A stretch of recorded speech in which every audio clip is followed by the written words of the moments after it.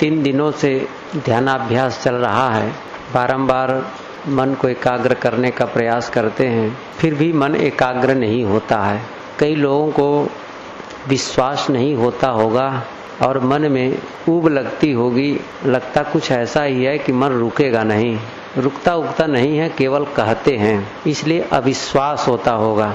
और जिनको ये विश्वास होता होगा कि नहीं मन रुकेगा, रुकता है, तो अपने पर ग्लानि होती होगी। क्या बताएं, संत लोग कहते हैं कि मन रुकता है, गुरु जी कहते हैं कि मन रुकता है, हमारा क्यों नहीं रुकता है? क्या हो गया आखिर में? बहुत दिनों से भगत हैं, बहुत दिनों से साधु हैं, हम यहाँ तक के चाय पान भी खाते पीते नहीं, झूठ नहीं बोलते हैं, हम तो कोई गलत नहीं करते हैं, हमारे मन को क्या हो गया है? क्यों नहीं रुकता है आखिर? वस्तुतः मन न रुकने में कोई दूसरा कारण नहीं है, हमारे अभ्यास की कमी है और वैराग्य की कमी है। अंदर में इतने अशुभ के भंडार हैं कि वो तुरंत कोई फूंक मारते ही भागने वाले नहीं हैं। एक देहात में रहने वाला आदमी, उनका परिचय था एक कोई बड़े आदमी से, शायद वो मंत्री रहा होगा। बड़े शहर में उन्हें जाना हुआ, मंत्री के यहाँ गए तो उनके घर तो जगह नहीं थी। उन्होंने एक होटल में ठहरने के लिए उसके लिए प्रबंध कर दिया।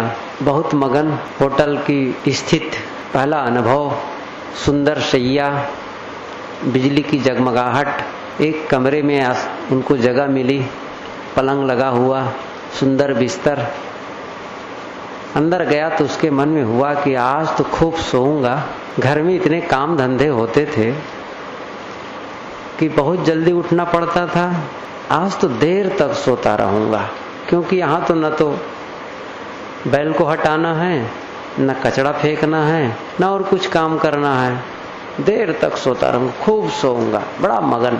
ऐसा सोच रहा था, उसे नींद भी आने लगी कि अब सो जाना चाहिए। जैसे ही वो सोने के लिए चला, कुछ देर सोने के लिए अभ्यास किया, लेकिन नींद नहीं लगी। हुआ क्या था, देहात में रहने वाला, गांव में रहने वाला आदमी अंधियारे में सोने का अभ्यासी था।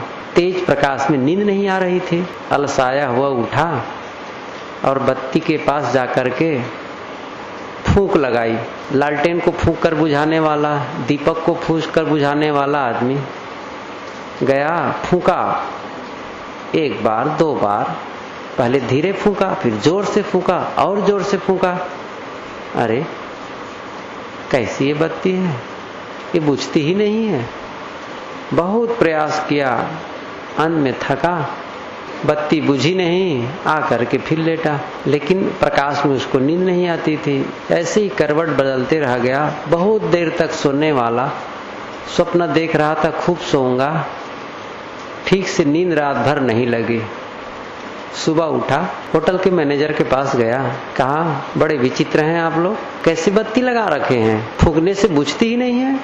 हमारे यहाँ तो बत्ती लालटेन की होती, दीपक की 1-2 फूंक लगाओ बस बुझ जाती है, और आपकी बत्ती को मैं फूंकते परेशान हो गए, बुझे ही नहीं, रात भर मुझे नींद नहीं आई, बहुत परेशान हुआ।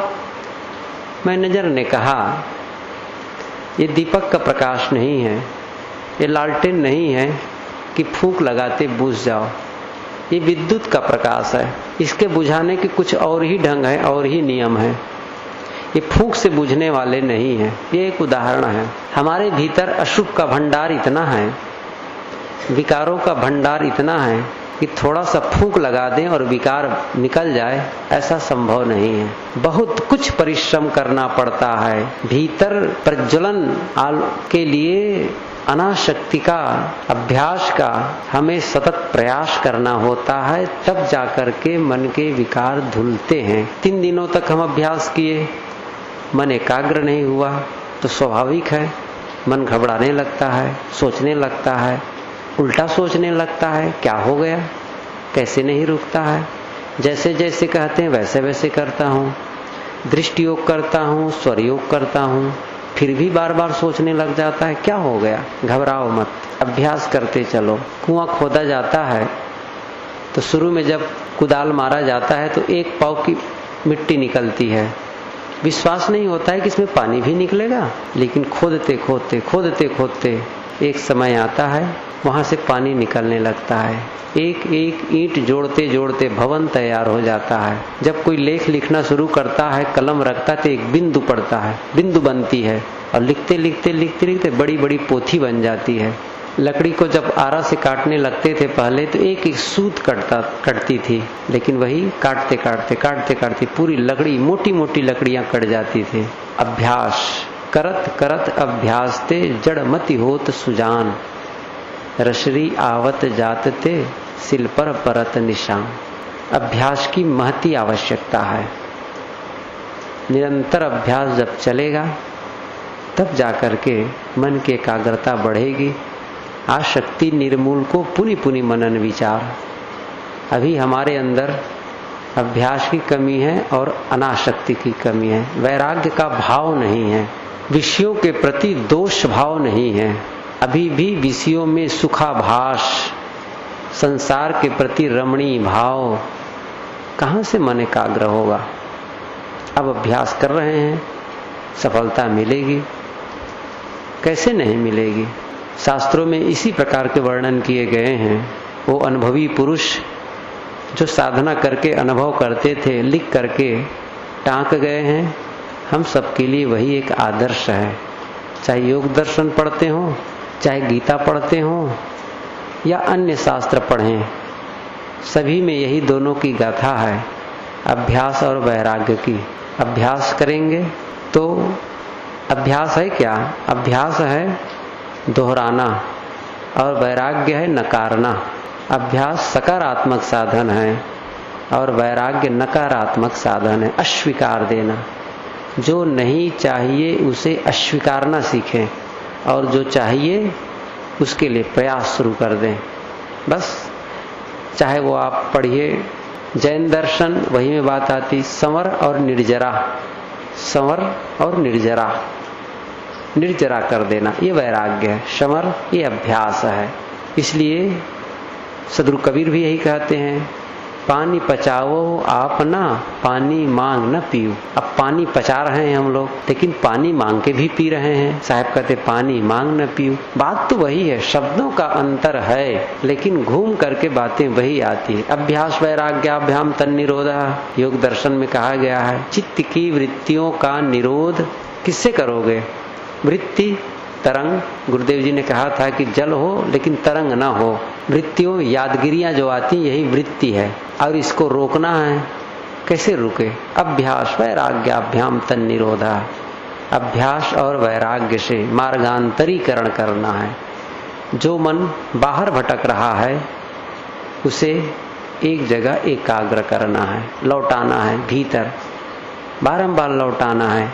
और जो नहीं चाहिए उसे अस्वीकारना है। चित्त नदी नामो भय तो वाहिनी, बहती कल्याणाय बहती पापाय चा। योग दर्शन के भाष्य करते हुए व्यास ने लिखा है, चित्त नदी नामो भय तो वाहिनी। चित्त नामक एक नदी है जो दोनों तरफ बहती है। बहती कल्याणाय, जब वो चित्त कल्याण के लिए विषय वैराग्य में बहती तो वही कल्याण धारा है, कल्याण वहा। और जब विषय का चिंतन करती है तब समझो वह पाप वहा है, पतन पथ है, उसे हटाना है। उस नदी की धारा को मोड़ना है। मैं प्रायः ये उदाहरण दिया करता हूँ जो गुरुदेव जी योग दर्शन में लिखे हैं। एक नदी पूरब की ओर बह रही हो, उसे यदि हम उसकी दिशा को मोड़ना है तो हम दो काम करते हैं। एक बांध बांधते हैं और दूसरा जिस दिशा में पानी चाहिए उधर नहर खोल देते हैं। केवल बांध बांधेंगे, नहर नहीं खोलेंगे तो पानी का वेग आएगा और बांध को तोड़ देगा। नहर भी खोल दिए, बांध भी नहीं बांधे तो होगा क्या? कुछ पानी नहर में जाएगा और कुछ पानी नदी में जाएगा, काम नहीं बनेगा। बांध बांधना, बांध दिए, पानी रुक गया, लेकिन पानी की दिशा बदल गई, पूरब न जाकर के उत्तर जाने लगा। इसी प्रकार से जो मन विषयों का चिंतन कर रहा है, बांध दिए, नहीं चाहिए यह चिंतन, लेकिन कहाँ चाहिए? अपने आप का आत्मानुचिंतन, आत्मानुयोगी बनो अपने आप का। और ये अद्भुत बात है, मैं इस विषय पर तो समय चर्चा करूंगा कि आत्मचिंतन है क्या। आत्मचिंतन होता नहीं है, लेकिन आत्मचिंतन कहा जाता है। ये समय की बात है। इस समय तो अभ्यास और वैराग्य पर चर्चा है। अस्वीकृति, कबीर की साधना अस्वीकार की साधना है। अस्वीकार दो, नहीं चाहिए, बिल्कुल। इसी को वैराग कहते हैं। जब उसके प्रति दोष भाव होगा, उसके प्रति उपराम होगा, तब वैराग्य होगा। दोष दृष्टि जब ही भई, तब उपजो वैराग। दृढ़ निर्वेद जाको भयो, सोई मोक्ष बड़ भाग। वैराग्य होता है तो समाधि अपने आप लग जाती है। सोई अखंड समाधि है। जहां अखंड वैराग, सोई संत सोई साधु है, सोई सिद्ध बड़ भाग। मन में रागात्मक संस्कार है, चिपक रहा है। कागज के 2 पन्ने होते हैं, उसको जोड़ने वाला, चिपकाने वाला गोंद होता है। वैसे ही इस संसार से आत्मा को चिपकाने वाला राग, मोह, आसक्ति, बस उस राग को हटा दो, कागज के पन्ने अलग अलग, गोंद को हटा दो, कागज के पन्ने अलग अलग। मन को हटा दिए, आत्मा अपनी जगह, जगत अपनी जगह।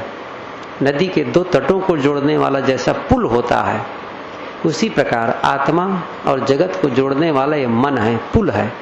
बस साधना में उस पुल को हटाना है। साधना करते क्या करते हैं? मन को अलग करते हैं। मन अलग होता नहीं है, उसको शांत कर देते हैं, वृत्ति को शांत कर देते हैं। उस समय मन रहता है, मन रहेगा ही, लेकिन वो विश्राम करता रहेगा, बिल्कुल साइलेंट, स्फुरणा रहित। कोई उसमें स्फुलिंग नहीं, कोई तरंग नहीं, तरंग रहित जल। वैसे ही तरंग रहित मन, स्मरण रहित मन। इसलिए ये अभ्यास की आवश्यकता है और वैराग्य की आवश्यकता है। गीता में बिल्कुल उसी की बात कहते हैं, उसी ढंग से कहते हैं। हुबहू चंचलम ही मना कृष्ण प्रमाथि बलवदृढ़म तस्याहम निग्रहम वायुरुषु दुष्करम। अर्जुन ने पूछा कृष्ण से कि चंचलम ही मना कृष्ण, हे कृष्ण, ये मन बड़ा चंचल है, प्रमाथि, प्रमथन स्वभाव वाला है, बलवदृढ़म। प्रमथन मतलब मथने वाला। कई बार जब आंदोलन होता है किसी बात को लेकर के, तो मथ देता है, आदमी को आंदोलित कर देता है। बलवदृढ़म, बलवान है, अदृढ़ है, हठीला है। तस्याहम निग्रहम, उसका निग्रह करना। वायुरुषु दुष्करम, वायु को वश में करना जैसे दुष्कर है, वैसे ही मन को वश में करना बड़ा दुष्कर लगता है। भगवान कृष्ण कहते हैं असंशयम महाबाहो, असंशयम, निसंदेह तुम्हारा कहना बिल्कुल सही है। महाबाहो, हे महाबाहो, तुम सही कहते हो। असंशयम महाबाहो दुर्निग्रहम चलम। निश्चित है ये दुर्निग्रह है, इसका ये चंचल है, इसका निग्रह करना बड़ा कठिन है, लेकिन उपाय है। अभ्यासेन्तु कौन्ते वैराग्येण च गृह्यते। अभ्यास और वैराग्य 2 ही एक माध्यम है जिससे हम मन को वश में कर सकते हैं। अभ्यास तो कर रहे हैं, लेकिन वैराग्य का अभाव है, इसलिए फिर चला जाता है। फिर जैसे मक्खी गंदगी में भिनकती है, वैसे ही हमारी ये मलिन मनोवृत्ति बारंबार गंदगी में। नीम कीट जस नीम पियारा, विष को अमृत कहत गंवारा। वही विषय वासना प्रिय लगते हैं। सुअर को विष्ठा ही प्रिय लगता है, ये मलिन मन को वही विषय वासना प्रिय लगते हैं। बार बार गलत सोचता है, कुचिंतन, कुछ तो ग्लानि हो मन में, वैराग्य भाव जगे। क्या सोच रहा हूं? प्रश्न करो। मैं सुबह दोपहर के सत्र में कहा था, शाम वाले में, प्रश्न करो क्या सोच रहे हो। मूढ़ मन बिला वजह के सोचते हो, क्या आवश्यकता है इसकी? जब अनासक्ति का भाव जगेगा, देखो मन रुकेगा। सभी साधक स्थिर आसन से बैठे और अभ्यास में लग जाएं।